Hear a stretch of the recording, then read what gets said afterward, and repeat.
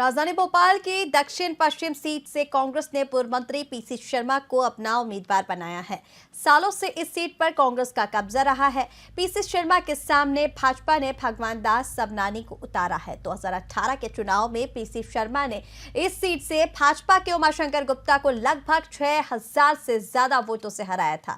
इस बार चुनाव की तैयारियों को लेकर पीसी शर्मा से VIP news Madhya Pradesh bureau Brajesh Yadav की खास बातचीत हुई है। आइए दिखाते हैं उन्होंने क्या कुछ कहा है।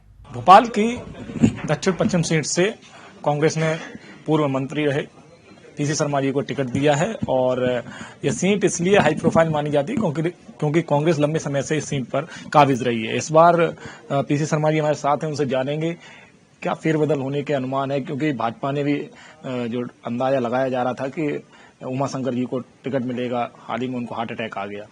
क्या है इसके पीछे सारी चीजें? नहीं, इसमें बीजेपी ने एक संगठन के आदमी को भगवान दास सबनानी जी को रखा है और निश्चित तौर पर एक मजबूत कैंडिडेट है वो, क्योंकि पूरा संगठन आरएसएस के पीछे है। एक अनुभव वाले नेता हैं और कमलनाथ जी हमेशा कहते हैं कि बीजेपी के पास संगठन है, पैसा है और प्रशासन है, तो इन सब से लड़ना है। तो हम भी पूरी ताकत से तैयारी के साथ चुनाव को लड़ेंगे और क्योंकि पिछली बार 5 सालों में बहुत काम किए हैं, उसमें भी 3 सालों में किए हैं, क्योंकि 2 साल तो कोविड था तो कोई काम सब हो नहीं पाए थे। तो उन कामों को लेकर जो जनता के बीच में किए हैं और जो उनके बीच में रहा हूँ 24 घंटे, उन बातों को लेकर मैं भी चुनाव में उतरूंगा और उम्मीद है कि सफलता मिलेगी। आपने एक बार कहा था कि सरकार कांग्रेस के विधायकों को फंड नहीं देती है, तो ऐसे में सरकार रही है, तो क्या कांग्रेस जिन सीटों पर वो विधायक रहे, क्या वहाँ विकास अवरुद्ध रहा? निश्चित तौर पर जो हमारे छोटे मोटे काम होते थे वो नगर निगम हो या दूसरे तो ये करते नहीं थे, लेकिन इस बार कांग्रेस की सरकार बनेगी 114 नहीं 174 ज्यादा।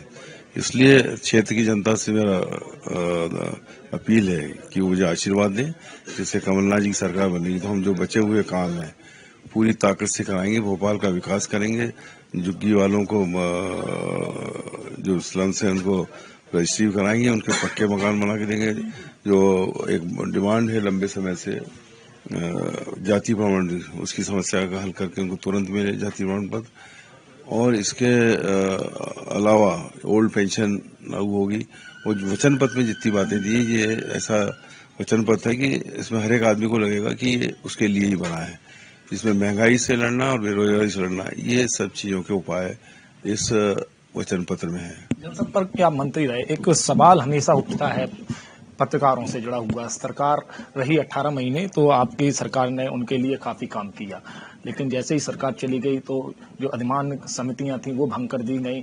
इसके बाद अचानक से मुख्यमंत्री के अंदर पत्रकारों के प्रति प्रेम जाग गया है, वो पत्रकार सम्मेलन कर रहे हैं, कई घोषणाएं कर दी हैं। हालांकि घोषणावीर के तौर पर आपकी पार्टी भी कहती रही है कि वो घोषणावीर है, धरातल पर नहीं। अगर आपकी सरकार आती है तो जो पत्रकार हितों की बात मुख्यमंत्री कर रहे हैं, आपकी पार्टी क्या करेगी? जो वचन पत्र जो कहा था कि पत्रकारों और इवन कैमरामैनों को, जो जिनको पत्रकार की श्रेणी में नहीं लिया जाता, इनके लिए भी हम कुछ नया करेंगे।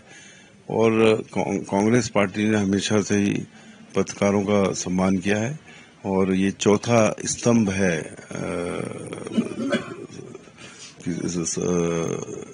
जो कि लोकतंत्र का, जिसकी मजबूती जरूरी है। और जब पत्रकार मजबूत रहेगा तो मैं समझता हूँ कि लोकतंत्र ठीक चलेगा और बाबा साहब अम्बेडकर का जो संविधान है उस पर सरकारें चलती रहेगी।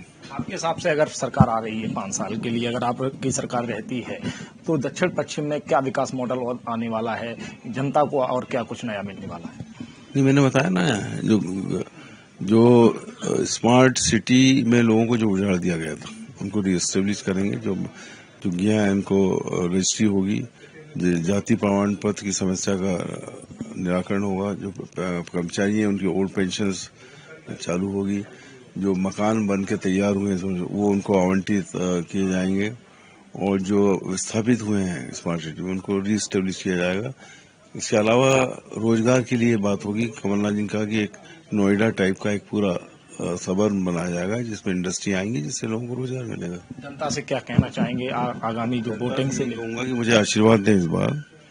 पिछली बार तो हमारी सरकार को जोड़ तोड़ कर खरीद फरोख्त करके हटा दिया गया था, लेकिन इस बार मजबूत सरकार बनने वाली है, 114 नहीं 174 ज्यादा। तो ये जो मजबूत सरकार बनेगी, इस 5 साल में जितनी भी समस्याएं हल करना है वो पूरी तरह से करेंगे। महंगाई खत्म करेंगे और रोजगार पैदा करेंगे, और आम जनता की जो विकास यात्रा है उसको उस स्तर तक ले जाएंगे जिससे आम आदमी सेटिस्फाई रहे। जनता से मांग की है कि आशीर्वाद दें, लेकिन ये तो आने वाला समय बताएगा कि जनता ने क्या उनको साथ दिया है। ये रिजल्ट के बाद तय होगा। कैमरा पर्सन साहिब के साथ ब्रजेश यादव, VIP न्यूज भोपाल। मेहर से BJP